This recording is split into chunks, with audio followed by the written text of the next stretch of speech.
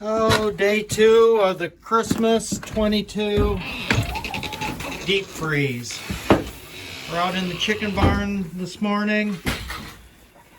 Got the heat lamp on. I turned that on yesterday. Whenever it gets below 0, I usually try to turn their heat lamp on. I got a couple of these chickens that still are molting. That black one molted at the correct time in early November. But you can see this comet does not have any feathers on her back, so I'm sure she's a little chilly today. I plugged the vents off yesterday. The heavy west wind, it blows in here pretty hard through the soffit vents, so I plugged the downwind ones off. I'm sure the chickens are a little cold today. They aren't happy. This one's sitting underneath the heat lamp. They know where the heat is. Well, you know it's cold when the chicken water on the back side against the wall, even on the heater, is froze. And somebody laid an egg last night and it has frozen and broke. I'm going to have to take the water in to get the lid warm so I can get the lid off so I can put fresh water in. Usually I don't feel too sorry for the wild birds. I figure there's lots of food for them to eat. But we've had a flock of birds, multi-species birds, living on the east side of our house in all these trees, eating some bird. They were scratching down here, so I put some of the chicken scratch feed out for them. The wind is blocking them, so I've been feeding them. So this is our bird viewing window from the back bathroom. Other work here at the homestead are great pillow windows that leak air, something fierce. I still think the glass touches each other when it gets cold. We gotta wipe the windowsills of any excess water so they don't rot off, but right now it's all froze solid. So a couple days when it warms up, we'll have all kinds of water on our windowsills.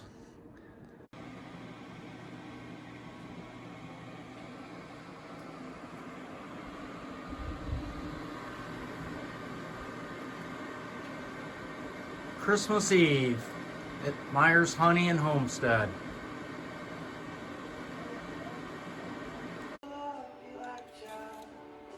Since we're the gardeners in the family, we get to bring the potatoes to all family events.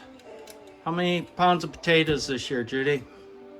Total, I don't know. I'm peeling 15. So we're doing 15 pounds of mashed potatoes. Peeling them today, mashing them tomorrow.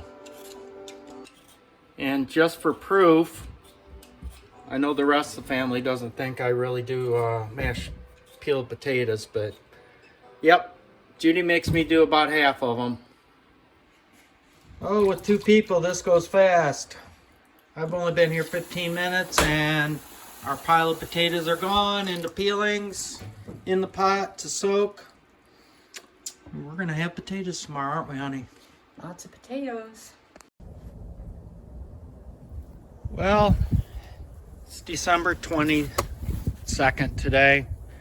The day before the big Christmas blizzard's coming.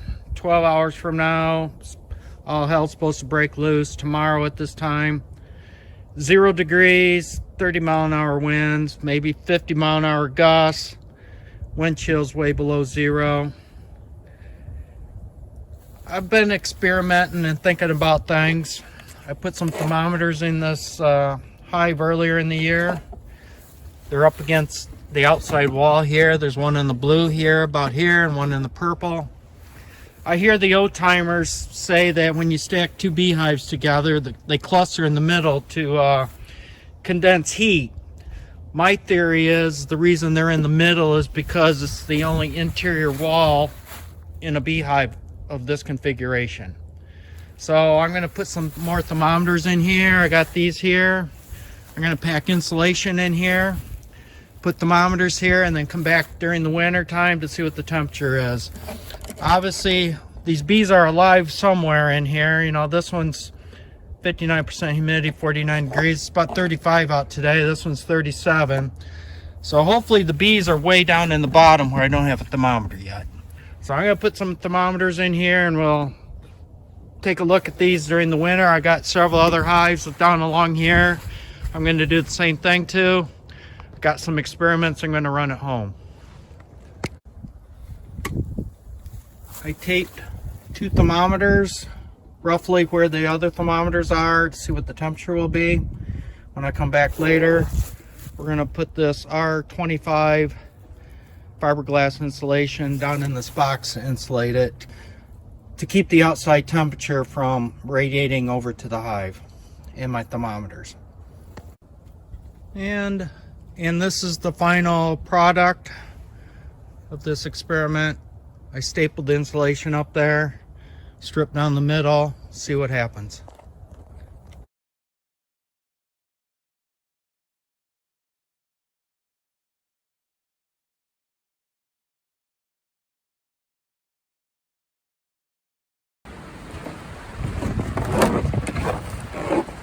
Okay, I'm up at the honey house at Myers Honey, and outside thermometer says 5 degrees. The weather channel is saying it's 2. We have 24-mile-an-hour winds. Wind chill's about 20 below zero. I insulated some of my hives on Wednesday, as we saw in my video Thursday. My insulation hasn't blown off yet. These crazy bees here are the bees from the Memorial Day swarm that went in here. This whole box is full of honey. Honey down in here, except the bees want to cluster up in this area. I don't know if they're going to make it through the winter, but the whole box is full of honey. Maybe they'll get smart and move down. I'm doing some experimenting with thermometers and such. Of course, everything's froze. I got this vented one here. It goes in the vent in the back. The relative humidity is 58% up there, and it's 13 degrees this morning. This other one, everything's stuck. It's 27 in the middle of the hive. So this should go like this. We'll put the lid back on. With some of my experimenting last year, I know that the front entrances are pretty much hive temperature at this time. So with heat coming off the top, that tells me the bees are alive. I knew they were alive. They were alive on Thursday. So we're going to take a look in this hive and see what we got. I have insulation up on the top of this lid, and underneath it is a dome. Oh, and look there, there's the bees. The one thermometer is 81 degrees. Way down underneath, this light one says 8 degrees. Way down underneath the cluster. Cluster's about 81. I got different thermometers in different areas. The top of the lid was 38, and you see some bees in there. Maybe go this way.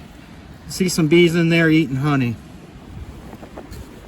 Put this all back in. This is some of my experimentation with dome lids. This dome lid doesn't have any insulation. Look at all the frost on it. It's really cold. I know these bees are further down in.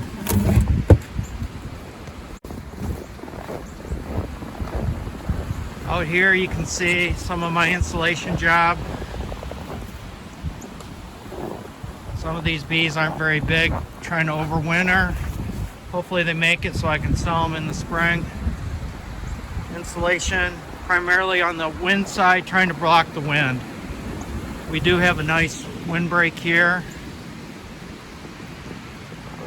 But when it's like this, it is really cold out.